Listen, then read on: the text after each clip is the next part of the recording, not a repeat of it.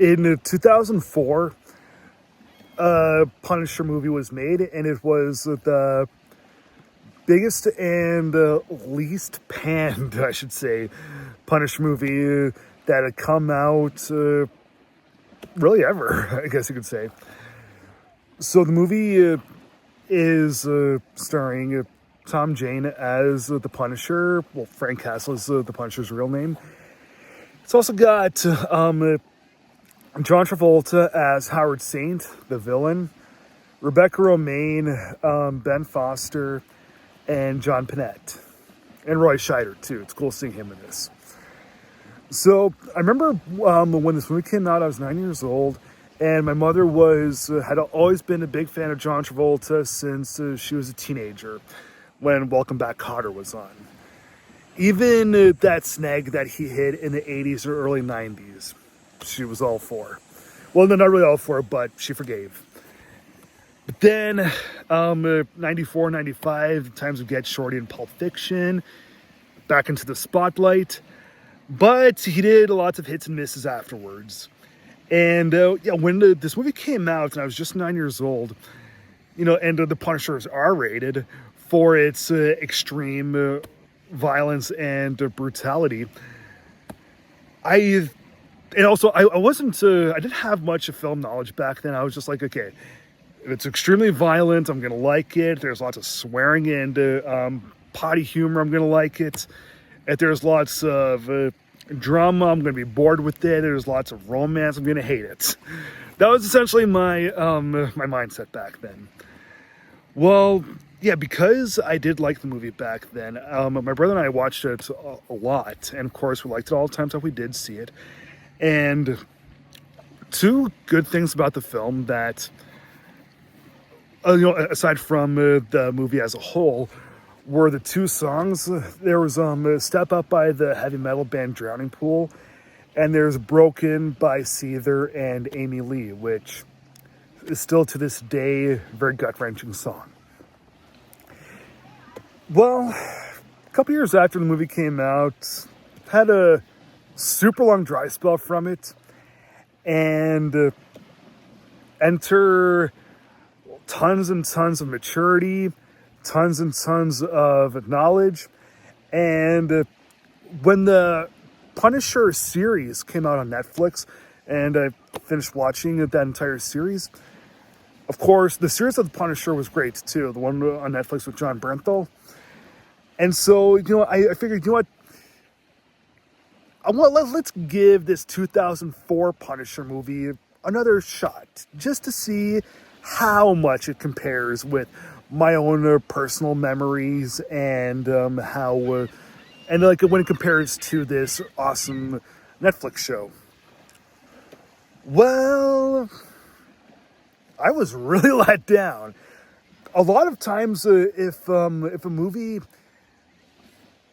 that I grew up with and I really loved, and I realized that a long time later that it's actually not a truly good film, a lot of times I actually I say, you know what, because I have so many good memories attached to this, I can't really hate it.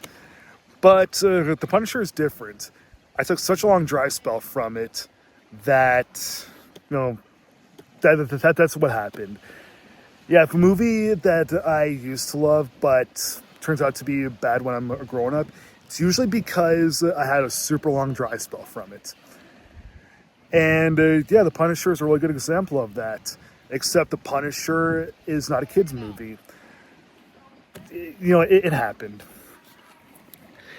So, yeah, anyone that's not familiar with what The Punisher is about, he's this Marvel character named Frank Castle, and his entire family gets brutally murdered. So he becomes this melancholy vigilante.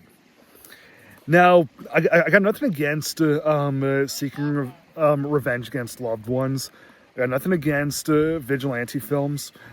But in the case of The Punisher, like this Punisher movie, it was very cliched, very been there, done that. not joyless at all. No, sorry, very joyless. Not with no enjoyment, no spark, no pizzazz to it at all. Meanwhile, you have other vigilante films and other revenge films that possess all of that stuff. Even though, yes, they may have a pretty cliched story, they know that they do, and they really need to make up for it. And I get that Frank Castle is supposed to be a very sad sort of character because, you watch his entire family get murdered. But at the same time, the movie needs to possess some other things around Frank's sadness so that the entire audience doesn't become slogs either. So yeah, there are some good aspects to the film, like when Frank goes into that rundown apartment and he meets up with that group who's like Rebecca Romaine and John Panette. All that stuff was pretty good. Well, not pretty good. It was okay. Some of the action scenes after Frank dons the skull and he takes on all of Howard Saint's goons, all that stuff wasn't too bad. But yeah, wow, I was so freaking wrong about this film. I do need to see all of the Dolph Lundgren version from the 80s. I do need to see a Punisher Warzone because I said, I don't know if those particular ones are better than in 2004's, but I do know that John Bernthal as the Punisher in the Netflix and in the Disney Plus Daredevil Born Again stuff, he's great. The shows are great. But the Punisher from 2004 it's not a good movie. Let's just face it. But one thing has actually stayed true in terms of it was great back then. It's great now. One good aspect of the film is still valid, and that is the music. As I said at the very beginning of the video, the song "Step Up" by Drowning Pool and "Broken" by Seether and Amy Lee. Those are still to this day top-notch great songs. Other than that, yeah, this movie sucks. Yeah, I feel like giving The Punisher from 2004 2 stars out of 4.